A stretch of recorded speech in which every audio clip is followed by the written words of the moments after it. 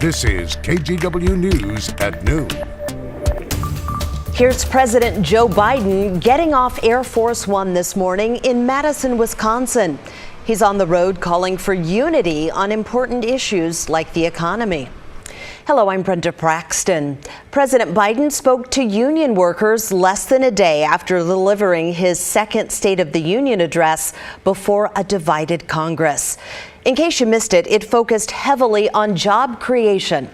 The president called for a, quote, blue-collar blueprint to rebuild America. He also vowed to stand up to China following the controversy over that spy balloon the U.S. military shot down last weekend. Overall, the president remained optimistic about the last year and the future.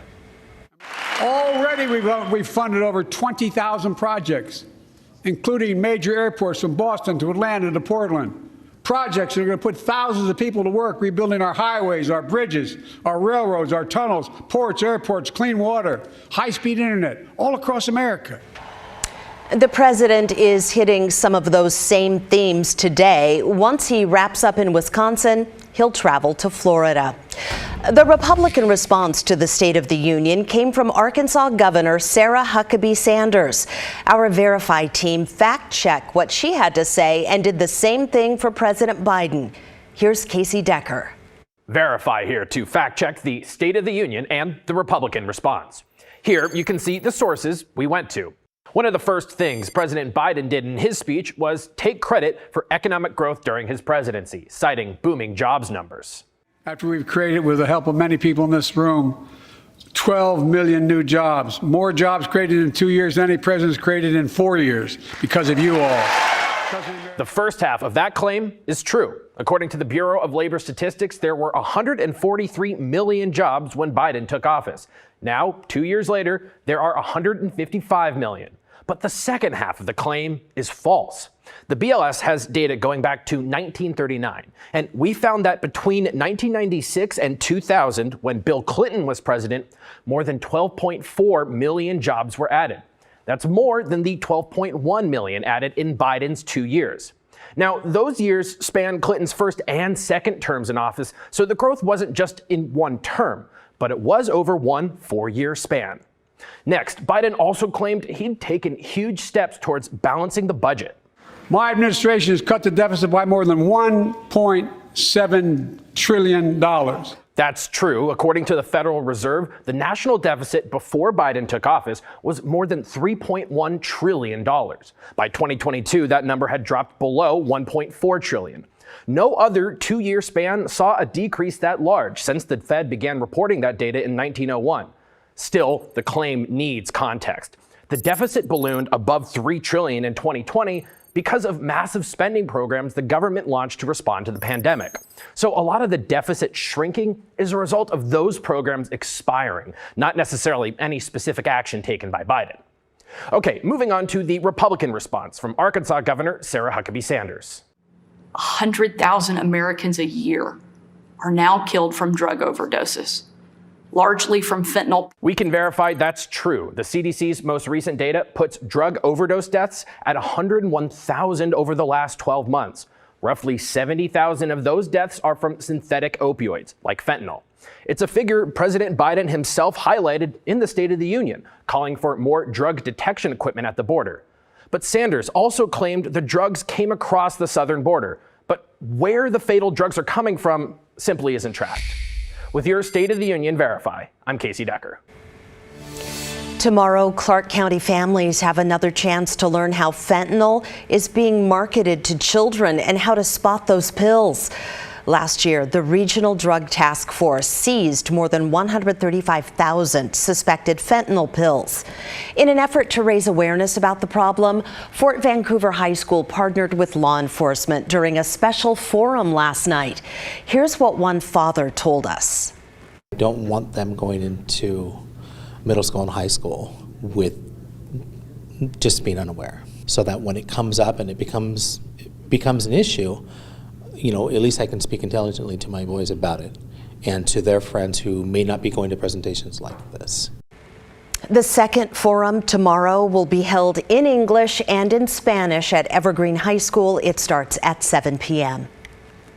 Okay, let's head back to the Weather Center now. Daisy Caballero is in for Rod today. Daisy, kind of a mixed bag out there. Yeah, Brenda, that's absolutely right. Currently, right now, we're stuck with these cloudy conditions. We're holding 49 degrees, and those winds are fairly calm coming out from the east at right around 5 miles an hour. This is a look at our satellite and radar. Within the last 6 hours, many of you probably saw some showers during your morning commute, but we're not expecting any more significant rain showers for the rest of the day.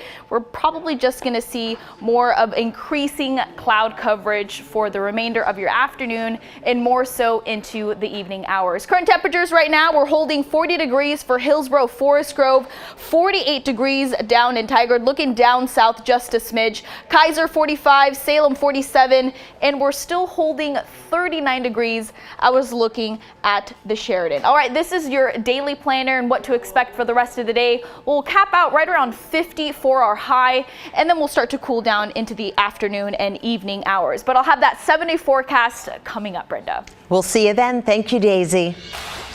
Some Oregon families with medically fragile children are in a really tough spot. They became their kids' primary caregivers during the pandemic when COVID kept other health providers away, and they got paid for their work, but now that federal money is going away. KGW's Alma McCarty talked to these families about their options from here on out. When the pandemic hit, many things changed for many families. It became extremely unsafe for anyone to allow outsiders into their home, let alone for the most medically fragile kids, and so we didn't. Gabriel Triplett's 10-year-old son, Oscar, qualifies for disability services through Medicaid, including in-home hours staffed by a support worker. But under a federal public health emergency that began in 2020, his parents could fill that role. The red tape was allowed to fall away, and his mom was allowed to be paid to be his caregiver.